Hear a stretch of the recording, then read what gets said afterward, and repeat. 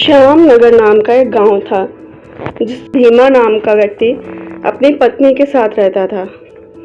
वो स्वभाव से थोड़ा लालची किस्म का था, पर उसकी पत्नी एक बहुत ही भली औरत थी। भीमा पास के ही मंदिर में सफाई का काम करता था। वो अक्सर देखता था कि दान पात्र में गांव के सभी व्यक्ति आकर के कुछ ना कुछ दान देते थे, और वो अक्सर सोचता था कि इसमें कितना सारा धन होगा। धीरे धीरे उसके मन का लालच बढ़ता गया और एक ने दान पात्र की चाबी चुराई और दान पात्र से सारा धन निकालकर वहां से भाग गया। घर जाकर वो अपनी पत्नी से बोला, भाग्यवान, जल्दी करो, देखो मैं कितना ज्यादा धन लाया हूँ। जल्दी से सामान बांधो और यहाँ से निकलते हैं।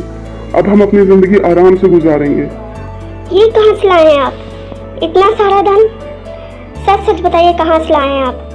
अभी ये सब बताने का वक्त नहीं है। जल्दी चलो, सामान बांधो, हमें यहाँ से तुरंत निकलना होगा। भीमा और उसकी पत्नी से निकलते हैं। चलते चलते रात हो जाती है और वो एक जंगल में पहुंचते हैं। भीमा सारी बातें अपनी पत्नी को बताता है। उसकी पत्नी कहती है, ये आपने बहुत गलत काम किया। लालच बुरी बात होती है और चोरी वो तो और ज़्यादा बुरी बात होती है। भगवान इसकी हमें सज़ा ज़रूर देंगे। अरे भाग्यवान, पास में पैसा होता है तो क्या सजा। अब हम अपनी जिंदगी आराम से बिताएंगे, तुम ये सब मत सोचो। चलो कहीं रात गुजारने का ठिकाना ढूंढते हैं। वो देखो सामने एक झोपड़ी नजर आ रही है, चलो रात वहीं गुजारते हैं। वो दोनों झोपड़ी के अंदर जाते हैं, पर झोपड़ी के अंदर बहुत सारे लोगों का सामान पड़ा हुआ होता है और साथ में झोपड़ी से अजीब सी बदबू भी आ रही होती है। उसकी पत्नी कहती है, देखिए, मुझे यहाँ कुछ सही नहीं लग रहा है। यहाँ ऐसी अजीब सी बदबू क्यों आ रही है? और ये सब सामान किसका है? अरे छोड़ो ना, हमें तो रात ही गुजारनी है। रात गुजारते हैं फिर चलते हैं। ये कहकर दोनों वहाँ पर सो जाते हैं। जब आधी रात होती है तभी वहाँ पर एक तांत्रिक आता है और वो जब भीमा और उसकी पत्नी को सोते हुए देखता है तो खुश हो जाता है। अरे वाह, अभी तक तो मैं जानवरों की बलि देता था, अब मैं इनकी बलि दूंगा। तभी दोनों की आँख खुल जाती। अरे आप कौन हैं? हमें माफ करिएगा, हम यहाँ पर बस रात गुजारने आए थे। चलते चलते थक गए थे, हम सुबह ही यहाँ से निकल जाएंगे।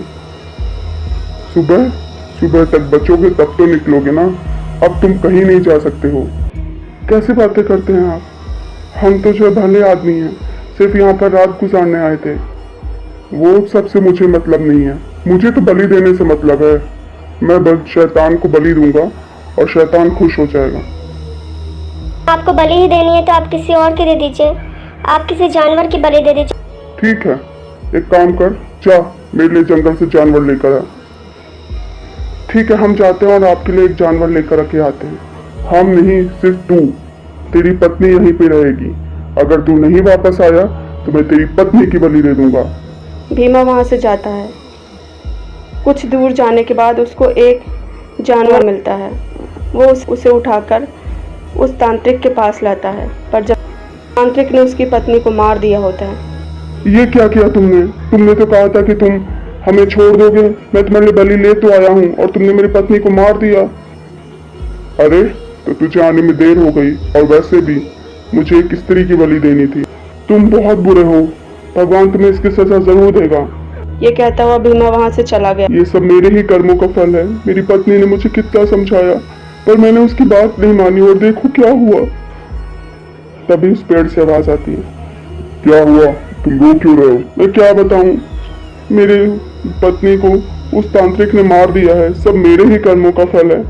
मैं तुझे एक उपाय बताता हूँ, जिससे इस जंगल को भी इस तांत्रिक से मुक्ति मिल जाएगी और तेरी पत्नी भी जीवित हो जाएगी। हाँ हाँ बताइए, मैं जो भी उपाय होगा वो करूंगा।